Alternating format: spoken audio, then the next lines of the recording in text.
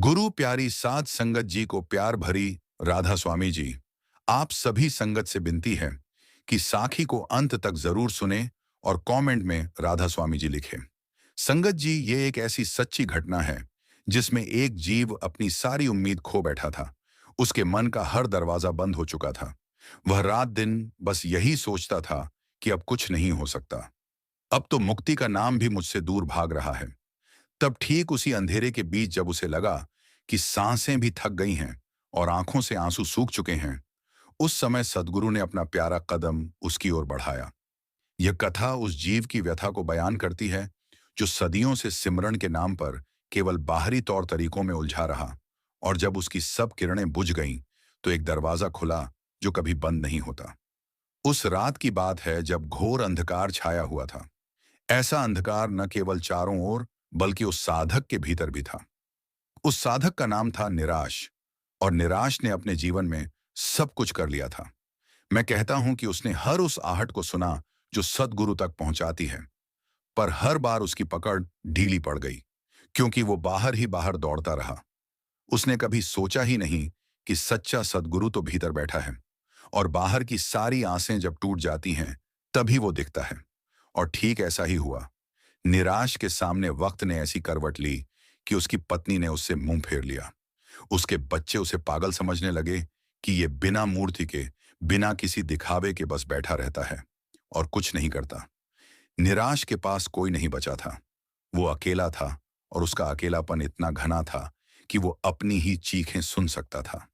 रातों को वो जागता और दिन में काम पर जाता, मगर मन में यही खलबली रहती कि क्या सच में कोई सदगुरु है जो मेरी पुकार सुन ले। मैंने तो बस ये सुना है कि सिमरन से सब मिल जाता है। मैंने कितना सिमरन किया, पर अब तो मेरा सिमरन भी मुझे खाली लगता है। एक शाम जब सूरज ढल चुका था और निराश शहर के बिल्कुल उस सुनसान हिस्से में बैठा था जहां न तो कोई भीड़ थी और न ही कोई रोशनी, उसने अपनी आखिरी उम्मीद भी दांव पर लगा दी। उसने कहा कि हे किसी भी रूप में हो, अगर तुम सच्चे सदगुरु हो तो मुझे कोई संकेत दो, नहीं तो मैं अब सिमरन करना छोड़ दूंगा और अपने को मिट्टी में मिला दूंगा। यह कहते हुए उसकी आवाज बैठ गई, और उसे लगा कि शायद ये अंतिम प्रार्थना भी बेअसर रहेगी। पर सदगुरु की मेहर ऐसी होती है कि जब सच्चा भंवरा बनकर पुकारो तो वो आते हैं, चाहे तुम उन्हें पहचानो या ना पहचानो। उसी समय हवा में एक मीठी सी सरसराहट हुई। निराश ने अपनी आंखें खोलीं तो सामने एक साधारण से कपड़े पहने हुए व्यक्ति खड़े थे। उनकी आंखों में कोई चमत्कार नहीं था, न उनके हाथों में कोई माला थी, न माथे पर कोई तिलक। वो तो बिल्कुल हर किसी की तरह लग रहे थे, पर उनके भीतर से एक अद्भुत शांति बह रही थी। उन्होंने बिना कुछ कहे निराश के पास आकर बैठ गए और उसकी ओर देखकर मुस्कुराए। निराश के होश उड़ गए। उसने पूछा, आप कौन हैं? उस व्यक्ति ने कहा, मैं वो हूं जिसे तुमने अभी पुकारा था। जब तुमने कहा कि अब उम्मीद खत्म हो गई, तब मैं यहां आया। निराश के रोंगटे खड़े हो गए। उसने सोचा ये कोई जादू है, पर जल्दी ही उसे लगा कि ये तो वही सच्चा सदगुरु है जो बिना किसी दिखावे के बस याद रखने मात्र से मिल जाता है। उसने पूछा, क्या आप मेरी सारी परेशानियां दूर कर सकते हैं? सदगुरु ने कहा, नहीं, मैं तुम्हारी परेशानियां दूर नहीं करता। मैं तुम्हें वो शक्ति देता हूं कि तुम उन परेशानियों के बीच भी शांत रहो। निराश ने कहा, लेकिन मैं तो सिमरन कर करके थक गया। सदगुरु ने कहा, तुम्हारा सिमरन सच्चा नहीं था। तुम सिर्फ शब्दों को दोहरा रहे थे, मन को नहीं जोड़ रहे थे। निराश चौंका। उसने कहा कि तो फिर सच्चा सिमरन क्या है? सदगुरु ने समझाते हुए कहा कि सच्चा सिमरन तुम्हारी हर सांस में मेरे होने का एहसास है। जब तुम खाना खाओ तो समझो मैं खिला रहा हूं। जब तुम सो तो समझो मैं सुला रहा हूं। जब तुम रो तो समझो मेरे रुलाने का कोई राज है। यही सिमरन है, यही भक्ति है। इसके लिए न किसी बाहरी चीज की जरूरत है और न किसी विधि की। बस चाहिए तो एक पिघला हुआ दिल। निराश के मन में गहरी तड़प उठी। उसने सदगुरु के चरण पकड़ लिए और कहा, मुझे सिखाइए कि कैसे सिमरन करूं। पर सदगुरु हंस पड़े और बोले, सिखाने से नहीं होता, तुम बस मुझसे प्यार करो। बस अपने भीतर उस प्रकाश को पहचानो जो हर पल मैं ही हूं। निराश ने कहा, मैं अंदर कुछ नहीं देख पाता, सब अंधेरा है। सदगुरु ने कहा, वही अंधेरा तो मेरा खेल है। उसी अंधेरे में मैं छिपा हूं। उसे अपना ले, उस अंधेरे से दोस्ती कर ले, फिर देखना कैसे वो अंधेरा प्रकाश बन जाता है। निराश घर लौटा तो उसे लगा जैसे उसके कंधों से कोई बोझ उतर गया हो। वो पहली बार समझा था कि सद्गुरु कोई भौतिक चमत्कार नहीं दिखाते, वो तो तुम्हारी दृष्टि को बदल देते हैं। रात उसने सिमरन किया, पर इस बार बिल्कुल अलग ढंग से। पहले जैसे वो बैठता और मन ही मन नाम लेता था, अब उसने अपनी हर सांस को सद्गुरु की सांस समझ लिया। उसे लगा कि मेरे सीने में जो धड़कन है वो सद्गुरु की ही है, जो मैं सोचता हूं वो भी सद्गुरु की माया है। ये एहसास इतना गहरा था कि निराश पूरी रात सोया नहीं, बस अपने भीतर उस अदृश्य शब्द के प्रवाह को सुनता रहा। सुबह हुई तो उसकी आंखों में एक नया तेज था। पड़ोसियों ने पूछा, निराश तुझे क्या हो गया है? तो उसने कहा, मुझे वो मिल गया जिसके लिए मैं सदियों से रो रहा था। पर अब उसके सामने एक बड़ी चुनौती थी। वो सद्गुरु के पास तो आ गया था, पर उसका मन अब भी पुरानी आदतों में फंसा था। वो अब भी सोचता था कि शायद उसे कोई विशेष संस्कार या कोई विशेष आसन करना चाहिए, क्योंकि उसकी पिछली तमाम कोशिशें बिना बाहरी रीति के असफल रही थीं। पर सद्गुरु ने साफ कहा था कि कोई बाहरी क्रिया तुम्हें नहीं बदलेगी, तुम्हारा दिल बदलेगा। पर निराश के मन में डर था कि कहीं यह सद्गुरु भी उसे धोखा न दे दें, कहीं ये भी वैसा ही खेल तो नहीं है। यही वह क्षण था जब निराश को अपनी आखिरी उम्मीद को सद्गुरु पर रखना था, या फिर हमेशा के लिए अंधेरे में डूब जाना था। और उसने चुनाव किया। उसने कहा कि अब मैं बिना किसी शर्त के सद्गुरु के कहे अनुसार चलूंगा, भले ही मैं कुछ न समझूं। बस उस दिन निराश के जीवन का पहला सच्चा मोड़ आया।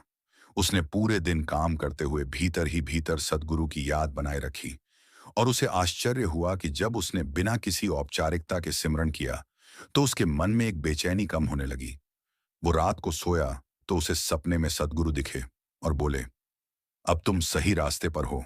बस याद रखना, तुम्हारी सबसे बड़ी दुश्मन तुम्हारी ये सोच है कि तुम कुछ कर रहे हो। जब तुम्हारी ये सोच मिट जाएगी, तभी तुम सचमुच सद्गुरु के हो जाओगे। निराश सुबह उठा तो उसके मन में एक गहरी शांति थी, मगर वो जानता था कि ये केवल शुरुआत है। उसे अभी लंबा सफर तय करना है, और सबसे बड़ी परीक्षा तब आएगी जब उसके आसपास के लोग उस पर हंसेंगे। क्योंकि निराश अब बाहरी रीति नहीं करता था, ना वो किसी भीड़ का हिस्सा बनता था, ना वो किसी प्रसिद्ध संत के पीछे दौड़ता था। बस अपने कमरे में बैठता और सांसों में सद्गुरु को बसाता था। उसकी पत्नी ने कहा, तुम पहले से ज्यादा अजीब हो गए हो। हम समझते थे कि तुम कोई पूजा करोगे या कोई अनुष्ठान, पर तुम तो बस बैठे रहते हो। निराश ने कहा, सच्ची पूजा बैठने में है। मगर वो समझ नहीं पाई। उसके दोस्तों ने उससे कहा कि तुम किसी धोखेबाज के चंगुल में फंस गए हो। निराश ने मुस्कुराकर कहा कि यह धोखा नहीं है, ये तो वो सच्चा सद्गुरु है जो तब मिला जब मेरी सारी उम्मीदें खत्म हो चुकी थीं। इसीलिए मुझे पूरा विश्वास है। इन सब बातों से निराश का सिमरन डगमगाया नहीं। पर एक दिन ऐसी घटना घटी कि उसके पैरों तले जमीन खिसक गई। उसकी नौकरी चली गई, बिना किसी कारण के, और वो पूरी तरह बेसहारा हो गया। उसके पास खाने तक को नहीं था। तब उसने सोचा कि क्या मैंने सद्गुरु का रास्ता छोड़ देना चाहिए? क्या मेरे सिमरन से कुछ होता भी है? और ठीक उसी वक्त जब वो सबसे ज्यादा दुखी था, उसे सद्गुरु की वही आवाज सुनाई दी जो पहली बार सुनाई दी थी। आवाज ने कहा, निराश, मैंने तुम्हें बताया था कि मैं तुम्हारी परेशानियां दूर करने नहीं आया, मैं तुम्हें सहने की शक्ति देने आया हूं। तुम अपनी नौकरी खो चुके हो, पर मैं तुम्हारा भरोसा नहीं खोने दूंगा। सिमरन करो, मुझे याद करो, बाकी मैं देख लूंगा। निराश ने अपने भीतर जाकर देखा। उसने महसूस किया कि हाँ, यह सच है। उसकी सिमरन की डोर अब भी उस सद्गुरु से जुड़ी हुई है। और उसी दिन उसने ठान लिया कि चाहे भूखा रहना पड़े, चाहे लोग उसे पागल कहें, वो सिमरन करेगा, क्योंकि उसे सद्गुरु मिल गए हैं। और यही सबसे बड़ी उपलब्धि है। इस तरह निराश ने अपनी जीविका के लिए तो संघर्ष किया, पर सिमरन नहीं छोड़ा। 1 महीना बीता। उसे एक बेहतर नौकरी मिल गई, जहां उसे पहले से ज्यादा समय मिलता था। पर उसने यह नहीं सोचा कि सद्गुरु ने यह नौकरी दी, बल्कि उसने सोचा कि यह उसके सिमरन का फल है। यहाँ एक बात ध्यान देने वाली है कि सद्गुरु ने उसे बताया था कि सिमरन करो, पर फल की चिंता मत करो। और निराश अब उस स्तर पर पहुंच चुका था जहां उसे फल की कोई दिलचस्पी नहीं थी। बस सद्गुरु की याद मीठी लगती थी। ऐसी स्थिति में पहुंचना ही सच्ची कृपा है। और यही उस साखी का पहला भाग समाप्त होता है, जहां निराश ने अपनी टूटी हुई उम्मीदों के बीच सद्गुरु को पाया और उनके साथ चलने का संकल्प लिया। पर अब अगले भाग में हम देखेंगे कि कैसे इस रास्ते में अनेक मुश्किलें आती हैं और निराश के मन का सबसे गहरा अंधेरा उसे रुलाने लगता है। प्रेमी साथियों, अब उस घड़ी की बात करते हैं जब निराश को लगा कि शायद उसने सद्गुरु को पा लिया है और अब सारी मुसीबतें खत्म हो गई हैं। पर ऐसा नहीं था, क्योंकि सद्गुरु की राह में जो चलता है उसे तूफानों से रूबरू होना पड़ता है। तूफान इसलिए नहीं कि सद्गुरु सताना चाहते हैं, बल्कि तुम्हारी उस अंतिम कमजोरी को निकालने के लिए जो तुम्हारे भीतर घर कर गई है। निराश के भीतर एक अदृश्य दरार थी। वह दरार थी ये सोचना कि मैंने सद्गुरु को पहचान लिया है, अब मैं उत्तम हूं। यही अहंकार का सबसे छोटा बीज था जो धीरे धीरे बढ़ने लगा। निराश जब भी सत्संग में जाता जहां उसका वह सद्गुरु बैठते थे, तो वो सबसे आगे बैठने की कोशिश करता। वो दूसरे साधकों को देखकर सोचता कि इन्हें कुछ नहीं आता, सिर्फ मुझे ही सद्गुरु का सच्चा रास्ता मिला है। उसने अपने आप को दूसरों से बेहतर समझना शुरू कर दिया। यह एक बहुत ही खतरनाक मोड़ था, क्योंकि सिमरन तो उसका चल रहा था, पर उसके हृदय में बैठा हुआ घमंड उसके सिमरन की जड़ों को कुतर रहा था। सद्गुरु सब कुछ देख रहे थे, पर उन्होंने कुछ नहीं कहा, क्योंकि सद्गुरु तब तक हाथ नहीं बढ़ाते जब तक साधक स्वयं अपनी गलती न देख ले। एक दिन सत्संग में सद्गुरु ने एक उदाहरण दिया। उन्होंने कहा कि देखो, एक छोटी सी नदी समुद्र में मिलने के लिए बहुत उछलती है, पर जब वो समुद्र के करीब पहुंचती है तो उसे अपनी मिठास भूलनी पड़ती है। उसे खारे पानी में घुलना पड़ता है। जो साधक सद्गुरु के करीब आता है, उसे अपना सब कुछ भूलना होता है, अपनी पहचान, अपना ज्ञान, अपनी योग्यता, सब कुछ। तभी वो सागर में विलीन होता है। निराश ने यह सुना, पर वो समझा नहीं, क्योंकि उसका अहंकार उसे यह समझा रहा था कि ये बात दूसरों के लिए है। मैं तो पहले ही समुद्र में हूं। उसी रात निराश ने सपने में देखा कि एक पक्षी आकाश में बहुत ऊंचा उड़ रहा था, पर उसकी छाया जमीन पर बंधी हुई थी। वो पक्षी जितना ऊपर जाता, उसकी छाया उतनी ही बड़ी होती जाती, मगर पक्षी को लगता था कि वो छाया से आजाद हो गया। निराश जाग गया और उसे समझ में आ गया कि वो खुद उस पक्षी की तरह है, अपने आप को बहुत बड़ा समझ रहा है, पर छाया के रूप में उसका अहंकार जमीन से चिपका है। उसका मन बहुत दुखी हुआ। उसने सोचा, हे सद्गुरु, क्या मैं फिर से उसी भूल में पड़ गया जिसमें पहले पड़ता था? क्या मेरा सिमरन झूठा है? वो उठा और अपने आप को बचाने के लिए सद्गुरु के पास गया, पर सद्गुरु ने उसकी ओर देखा और केवल इतना कहा कि निराश, जो सोचता है कि उसने पा लिया, उसने खो दिया, और जो सोचता है कि उसने कुछ नहीं पाया, वही सच्चा है। यह सुनकर निराश के पैरों तले जमीन खिसक गई। उसे लगा कि सद्गुरु ने उसे नकार दिया है। वो रोने लगा और बोला, हे स्वामी, मैं आपके सामने कुछ भी नहीं हूं, मुझ पर दया करो। तब सद्गुरु उठे और उसके सिर पर हाथ रखा। बोले, तुझ में एक सोना है, पर उस सोने पर मिट्टी की तह चढ़ गई है। मैं उस मिट्टी को हटाने के लिए ही तुझे ये दर्द दे रहा हूं। अब घर जा और 1 महीने तक बस इतना कर कि जब भी कोई तुझसे बात करे, तू अपने मन में यह सोचे कि ये सद्गुरु मुझसे बात कर रहे हैं। जब तू अकेला हो तो हर सांस में सद्गुरु को याद कर, पर किसी को यह मत बता कि तू क्या कर रहा है। निराश ने ऐसा ही किया। उस महीने में उसने अपने मन के अहंकार की बहुत परतें उतारी, पर एक दिन जब वो बिल्कुल शांत था, तो उसके मन में एक और द्वंद्व खड़ा हो गया। उसने सोचा, अगर सब कुछ सद्गुरु है तो मेरा क्या अस्तित्व है? अगर मैं कुछ नहीं हूं तो यह सिमरन कौन कर रहा है? यह उसके लिए एक बहुत गहरा दार्शनिक संकट था। वो चुपचाप सद्गुरु के पास गया और बिना कुछ कहे बैठ गया। सद्गुरु ने उसकी ओर देखा और कहा कि यह सवाल आखिरी दुश्मन है। अब तू बहुत करीब है।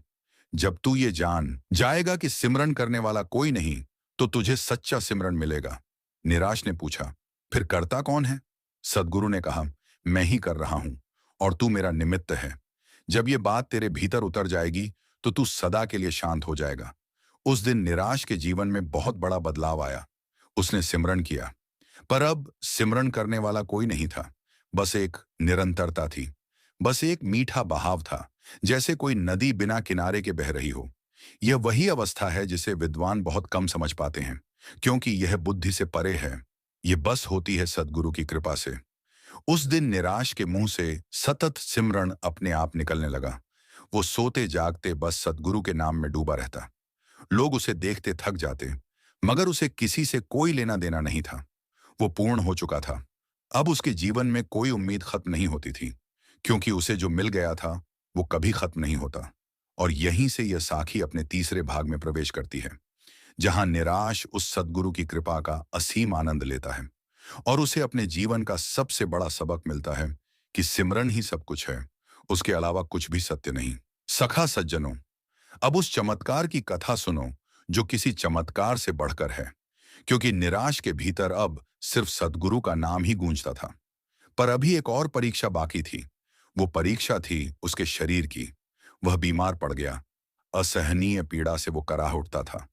उसके मन में फिर से वही पुराना प्रश्न आया कि क्या मेरा सिमरन व्यर्थ गया? क्यों सद्गुरु मुझे ऐसी पीड़ा दे रहे हैं? पर इस बार उसने जल्दी ही अपने मन को संभाल लिया। उसने सोचा, यह शरीर तो एक बुलबुला है, असली तो मैं हूं जो सद्गुरु के सिमरन में बसा हुआ है। बीमारी क्या चीज है? ये तो एक बाहरी खेल है। उसने बीमारी के बावजूद अपना सिमरन नहीं छोड़ा। वो करवट बदलते हुए भी भीतर ही भीतर सद्गुरु का नाम लेता रहता था।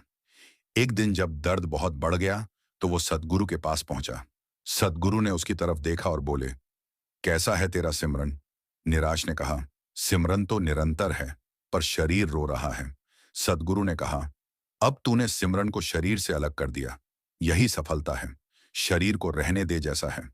तू अपने सिमरन में रह। निराश घर गया और उसने ऐसा ही किया। उसने अपने दर्द को सद्गुरु की याद में घुलने दिया और धीरे धीरे वो दर्द मीठा हो गया। एक सप्ताह बाद वो बीमारी अपने आप चली गई। निराश को अब यकीन हो गया था कि सद्गुरु के सिमरन से बड़ा कोई रक्षक नहीं है। पर उसके सामने एक नया संकट था। उसके अपने मित्र उससे बात करना बंद कर चुके थे। उसका परिवार उसे नाराज था कि तुम हमारे साथ कोई समय नहीं देते, बस अपने उस गुरु के पास बैठे रहते हो। निराश को बहुत दुख हुआ, मगर उसने सोचा कि जो सद्गुरु मुझे सिमरन का रस दे रहे हैं, उनकी बदौलत मैं अपने भीतर ही सब कुछ पा रहा हूं। बाहरी नाते तो आते जाते रहेंगे। उसने फिर से सिमरन का सहारा लिया और इस बार उसने एक नई विधि अपनाई। बिना किसी विधि के उसने बस अपने मन से कहा कि हर व्यक्ति जो मुझसे दूर हो रहा है वो मेरा सद्गुरु ही है। उन्होंने ही इस रूप में मुझे अकेला किया है ताकि मैं पूरी तरह उनके सिमरन में लीन हो जाऊं। यह सोचकर उसे गहरी शांति मिली। वो उस शांति में ऐसे डूबा कि उसे अपना शरीर भी भूल गया। लोगों ने सोचा कि निराश को कोई नई बीमारी हो गई है, पर निराश मुस्कुराता रहता था। एक दिन सद्गुरु ने उसे बुलाया और पूछा, क्या तुमने अपनी सारी उम्मीदें मुझ पर टिका दी? निराश बोला, हाँ स्वामी, अब मुझे और कुछ नहीं चाहिए, बस आपका सिमरन ही मेरा सब कुछ है। सद्गुरु ने कहा, अब तुम उस मंजिल पर पहुंच गए हो जहां से लौटना नहीं है। बस इसी तरह लगे रहना। देखना कैसे तुम्हारा जीवन दूसरों के लिए प्रेरणा बनेगा। और वैसा ही हुआ। जो लोग निराश को पहले पागल समझते थे, वो धीरे धीरे उसके पास आने लगे। वो देखते थे कि निराश के चेहरे पर एक अलौकिक प्रसाद है। उसकी आंखों में एक गहराई है। वो बिना कुछ कहे भीतर तक झकझोर देता है। लोगों ने पूछना शुरू किया कि तुम यह कैसे करते हो? तो निराश कहता, मैं कुछ नहीं करता, मेरे सद्गुरु सब करते हैं, बस मैं उन्हें याद करता हूं। यही सबसे बड़ी साधना है।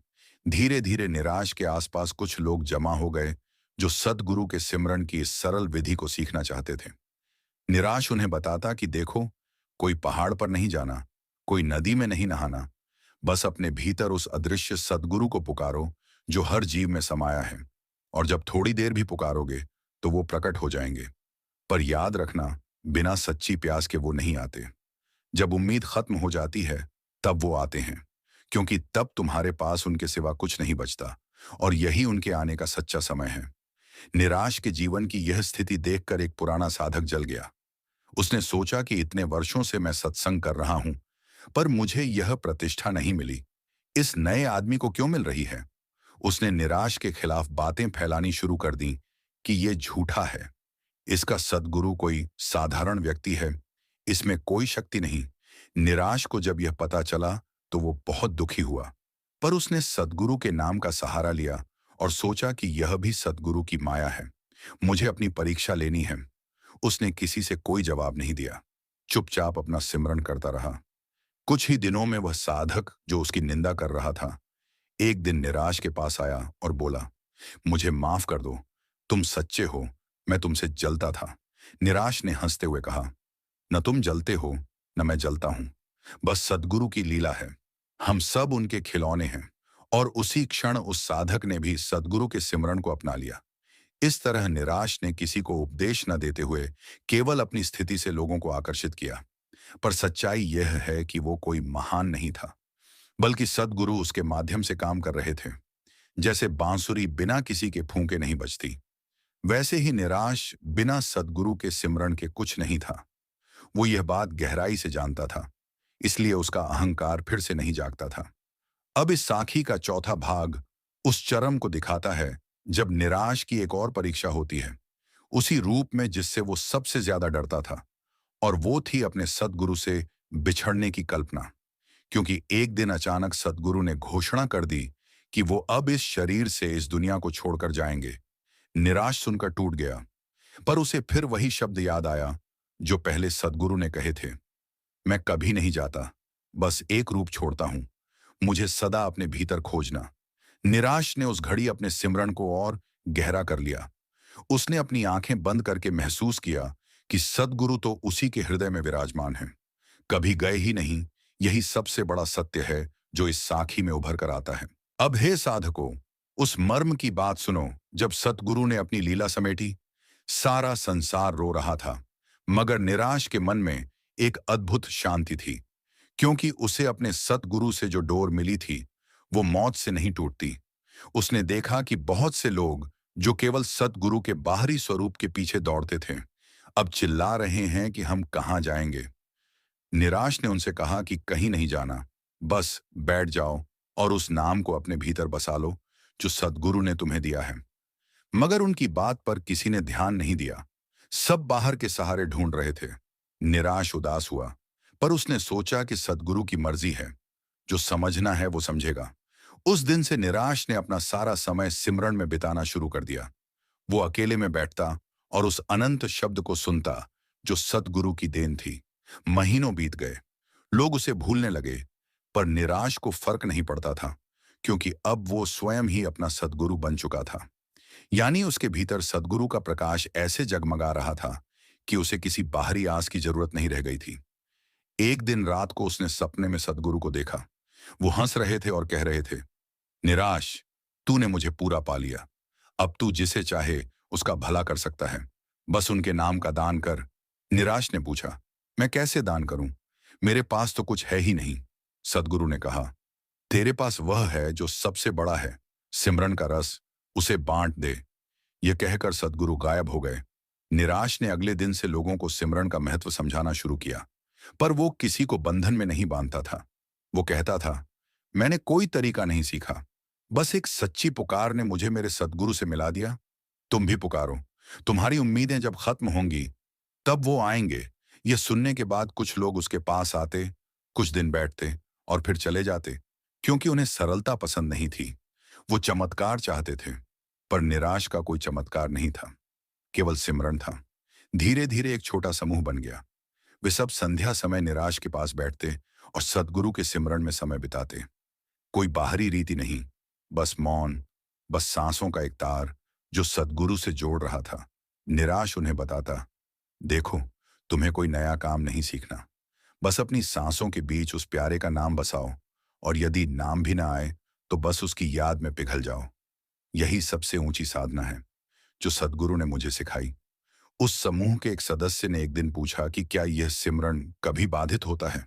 निराश ने कहा, जब तुम सोते हो तो सांस नहीं रुकती, वैसे ही सच्चा सिमरन कभी नहीं रुकता, वो तुम्हारा अंग बन जाता है। उस दिन के बाद वह सदस्य भी उसी सादगी से सिमरन करने लगा, और धीरे धीरे उसे भी वही रस मिलने लगा जो निराश को मिला था। अब यह साखी अपने अंतिम 5वें भाग में प्रवेश करती है, जहां हम देखेंगे कि निराश की मृत्यु कैसे होती है और कैसे वो अपने सद्गुरु में विलीन हो जाता है, जिस तरह बूंद समुद्र में मिल जाती है। और अंत में प्यारे संतों उस परम सत्य पर पहुंचते हैं जहां निराश का शरीर अब जर्जर हो चुका था। उसके बाल सफेद हो गए थे, उसकी आंखों के आसपास झुर्रियां पड़ गई थीं, पर उसके भीतर का प्रकाश दिनों दिन बढ़ता ही जा रहा था। जब लोग उससे मिलने आते तो वो उन्हें केवल अपनी मौन मुस्कान से ही शांत कर देता था। उसके कहने का ढंग यह था कि वो बोलता कम और सुनाता ज्यादा। उसकी हर चुप्पी सिखाती थी कि सिमरन ही सब कुछ है। एक दिन वो बहुत बीमार पड़ा। उसके शिष्य उसके चारों ओर इकट्ठा हो गए। उन्हें लगा कि अब उनका गुरु उन्हें छोड़कर जाएगा, पर निराश ने उनसे कहा, रो मत, मैं कहीं नहीं जा रहा। मैं तो उसी में विलीन हो रहा हूं जो पहले से ही सब जगह है। जैसे एक नदी समुद्र में मिलकर अपना अस्तित्व नहीं खोती, बल्कि समुद्र बन जाती है, वैसे ही मैं अपने सद्गुरु में मिल रहा हूं। तुम लोग सिमरन करते रहना, वही तुम्हारा सच्चा सहारा है। इतना कहकर उसने अपनी आंखें बंद कर लीं। उसके शिष्यों ने देखा कि निराश के चेहरे पर एक अलौकिक दीप्ति है, जैसे उसके भीतर कोई सूरज उगाया हो। कुछ ही देर में उसकी सांसें रुक गईं, पर उसके शरीर से एक मीठी सी खुशबू आ रही थी, जैसे कोई फूल खिला हो। लोग रो रहे थे, पर साथ ही गा भी रहे थे, क्योंकि निराश ने उन्हें सिखाया था कि सिमरन में कोई मृत्यु नहीं होती, केवल एक अवस्था से दूसरी अवस्था में जाना होता है। उसके जाने के बाद उसके शिष्यों ने वही किया जो उसने सिखाया। वे बिना किसी बाहरी आडंबर के केवल सद्गुरु का सिमरन करने लगे, और धीरे धीरे उन्हें भी वैसा ही रस मिलने लगा। उन्होंने किसी को मूर्ति नहीं पूजी, किसी तीर्थ पर नहीं गए, किसी पूजा में नहीं बैठे, बस अपने भीतर उस अदृश्य सद्गुरु को बसाया जो उम्मीद खत्म होने पर प्रकट होता है। यही उस साखी का निचोड़ है कि हमारी सारी उम्मीदें जब व्यर्थ हो जाती हैं, तब वो सच्चा आसरा मिलता है जो कभी टूटता नहीं, और वो आसरा है सद्गुरु का सिमरन, उनकी याद, उनके शब्द से जुड़ाव। इसलिए तुम भी इस कथा से प्रेरणा लो। अपनी सारी उम्मीदें बाहरी चीजों पर मत लगाओ, क्योंकि वे सब मिट्टी में मिल जाएंगी, बल्कि उस अमर सद्गुरु को पुकारो जो तुम्हारे हृदय के किसी कोने में चुपचाप बैठा है, बस तुम्हारी पुकार की प्रतीक्षा कर रहा है। और जब तुम पूरी तरह टूट जाओगे, निराश हो जाओगे, तब वो तुम्हारे पास आएंगे, बिना किसी घंटी के, बिना किसी दीपक के, केवल अपने स्नेह के स्पर्श से तुम्हें उस राह पर लगा देंगे जहां हर कदम सिमरन है, हर सांस भजन है, और हर पल सद्गुरु की मौजूदगी है। यही सच्ची साखी है, यही सद्गुरु की कृपा है, यही सबसे बड़ा रहस्य है कि जब सब कुछ छूट जाता है, तब सद्गुरु मिलते हैं। इसलिए हे मेरे साथियों, तुम भी अपने मन का सारा बोझ उतार कर बस एक ही काम करो, बैठो, आंखें बंद करो, और अपने सद्गुरु को पुकारो, नाम लो, उनके रूप में पिघलो। देखना कैसे तुम्हारा हर दुख, हर घाव भर जाएगा, और तुम उस परम शांति को प्राप्त करोगे जो यह संसार नहीं दे सकता। बस सिमरन, बस सिमरन, बस सिमरन, यही हमारा सच्चा धर्म है, यही हमारी सच्ची पूजा है, और कुछ भी नहीं। सद्गुरु ने यही सिखाया है, सद्गुरु ने यही बताया है, उनकी कृपा से निराश ने पाया, और तुम भी पाओगे। बस उम्मीद मत खोना, जब उम्मीद खत्म होगी तब वो आएंगे। ये वादा है सद्गुरु का, ये सत्य है सिमरन का, यही गीत है साधक का। इसी के साथ ये साखी पूर्ण होती है, और हम सब उसी सिमरन में लीन हो जाते हैं। संगत जी, अगर आपको साखी अच्छी लगी हो तो लाइक करें, और कमेंट बॉक्स में राधा स्वामी जी लिखे अपने दोस्तों और सत्संगी भाइयों को जरूर शेयर करें। राधा स्वामी जी।